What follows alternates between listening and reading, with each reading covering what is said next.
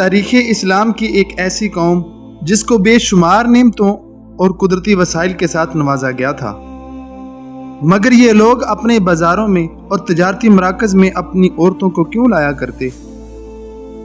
اللہ نے اس بستی کی رہنمائی کے لیے کس نبی کو بھیجا اور انہوں نے اپنے نبی کے ساتھ کیا سلوک کیا؟ انہوں نے کون سے ایسے گناہ کیے کہ اللہ تعالیٰ نے ان پر 2 عذاب نازل کر دیے؟ آج ہم اس دنیا سے مٹ جانے والی قوم اصحاب ایکا کے بارے میں بات کرنے والے ہیں، تو ویڈیو کو لازمی پورا دیکھیے گا۔ یہ حضرت موسیٰ علیہ السلام سے قبل کا زمانہ ہے۔ عرب کے شمال مغرب میں بحر کرزن کے کنارے مدین نامی ایک بستی آباد تھی۔ یہ قوم حضرت ابراہیم علیہ السلام کے صاحبزادے مدین کی اولاد میں سے تھے، جو کہ ابراہیم علیہ السلام کی تیسری بیوی کتورہ سے پیدا ہوئے تھے، اس لیے یہ قوم بنی کتورہ بھی کہلائی۔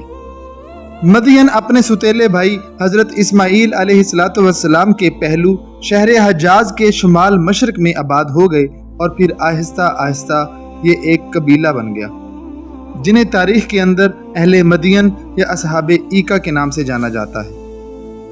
مدائن ایک ترقی یافتہ اور شہری علاقہ تھا، جبکہ اصحاب ایکا دیہاتی بدوی قبیلے کا علاقہ تھا، جہاں صرف جنگل ہی جنگل آباد تھے۔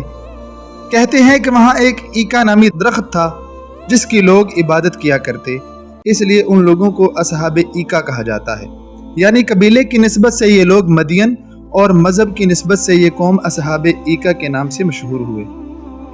اس علاقے کی آب و ہوا بہت اچھی تھی، سرسبز میدان اور آبشاروں کی فراوانی تھی۔ اس علاقے میں بہت سے پھلوں کے درخت اور پھولوں کے باغات تھے، نیز یہ بہت ہی خوبصورت اور خوابوں کا شہر تھا۔ یہاں کے لوگ باغات اور زمین جائیداد کے مالک تھے۔ اہل مدین کا بنیادی پیشہ تجارت تھا، لوگوں کی زندگی پرسکون تھی اور ان کے پاس مال و دولت کی فراوانی تھی۔ اللہ کی عطا کردہ نعمتوں پر اللہ کا شکر ادا کرنے کی بجائے یہ قوم غرور اور غفلت میں ڈوب گئی، زمین پر فساد کرنے لگے اور تمام انسانی حقوق کو پامال کرنے لگے۔ شرک و کفر میں مبتلا یہ قوم درختوں کی پوجا کرنے لگی، لین دین اور ناپ تول میں کمی کرنے لگے، راستوں میں بیٹھ کر لوگوں کے اموال لوٹا کرتے اور تجارتی قافلوں سے ٹیکس وصول کیا کرتے۔ شاید یہ دنیا میں پہلی قوم تھی جس نے ٹیکس وصولی کا رواج بنایا۔ اتنی لوٹ مار اور ٹیکس کی وصولی کے باوجود ان لوگوں میں مال و دولت کی ہرس بڑھتی جا رہی تھی۔ یہ لوگ مختلف کفریہ رسومات کی پیروی کرنے لگے اور اللہ کی عطا کردہ نعمتوں کی ناشکری کرنے لگے۔ وہ لوگ ایکا درخت کے پاس ہر 3 مہینے کے بعد ایک خوبصورت کنواری لڑکی کی قربانی دیا کرتے۔ ان کا ماننا تھا کہ اگر ایسا نہ کیا تو یہ درخت ان کی تمام نعمتیں اور کاروبار ختم کر دے گا۔ ان لوگوں میں فحاشی کا یہ عالم تھا کہ وہ اپنی عورتوں کو عریاں لباس پہنا کر بازاروں میں لایا کرتے، تاکہ تاجر ان عورتوں کے حسن میں مگن ہو جائیں اور یہ لوگ ناپ تول میں کمی اور اشیاء کا رد و بدل کر سکیں۔ لہٰذا اللہ تعالیٰ نے اہل مدائن کی رہنمائی کے لیے حضرت شعیب علیہ السلام کو مبعوث فرمایا۔ آپ علیہ السلام کی پرورش اس طریقے سے ہوئی تھی کہ آپ نہایت شریف اور ایمانت دار تھے۔ نبوت کے جلیل القدر منصب پر فائز ہونے کے بعد حضرت شعیب علیہ السلام نے دعوت و تبلیغ کا کام شروع کیا اور اپنی قوم کو خطاب کیا کہ اے میری قوم، اللہ کی عبادت کرو، اس کے علاوہ تمہارا کوئی معبود نہیں، اور خبردار ناپ تول میں کمی نہ کرنا، میں تمہارے بارے اس دن کے عذاب سے ڈرتا ہوں جو سب کا احاطہ کرے گا۔ حضرت شعیب علیہ السلام کی دعوت کے بعد بستی کے امیر اور مغرور لوگ غضبناک ہو گئے اور کہنے لگے، اے شعیب، تمہیں اور تم پر ایمان لانے والوں کو ہم اس بستی سے نکال دیں گے، ورنہ تم لوگ ہمارے مذہب پر واپس آ جاؤ۔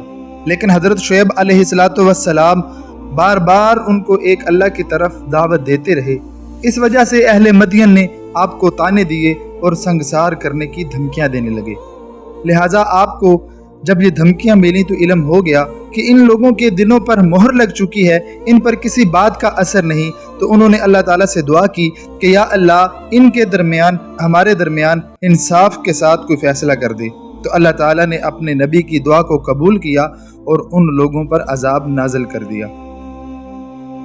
لہٰذا جب اہل مدین اپنے گھروں میں آرام کر رہے تھے ان پر ایک ہولناک زلزلہ آیا اور آسمان سے آگ برسنے لگی۔ حضرت شعیب علیہ السلام اپنے اہل و عیال اور ساتھیوں کو لے کر یہاں سے مکے کی طرف روانہ ہو گئے۔ علامہ ابن کثیر فرماتے ہیں کہ اللہ تعالیٰ نے ان پر جہنم کا ایک دروازہ کھول دیا اور ان کی ہوا کو بند کر دیا، جس سے آب و ہوا اور زمین بالکل گرم ہو گئی، جس سے ان کے جسم جھلسنے لگے۔ پانی اور سایہ اور وہ درخت جن کی وہ عبادت کیا کرتے تھے وہ ان کے کوئی کام نہ آئے۔ یہ سلسلہ ان پر مسلسل 7 دن تک مسلط رہا۔ پھر ایک سخت زلزلہ آیا اور آسمان سے آگ برسی، جس سے وہ سارے بستی والے جل کر راکھ کا ڈھیر ہو گئے۔ اگلے روز یہ خوبصورت وادی بالکل خاکسار ہو گئی۔ اس طرح اللہ تعالیٰ نے اصحاب ایکا کو تباہ و برباد کر کے اس دنیا کے لیے نشان عبرت اور اس دنیا سے ان کا نشان ہی مٹا دیا۔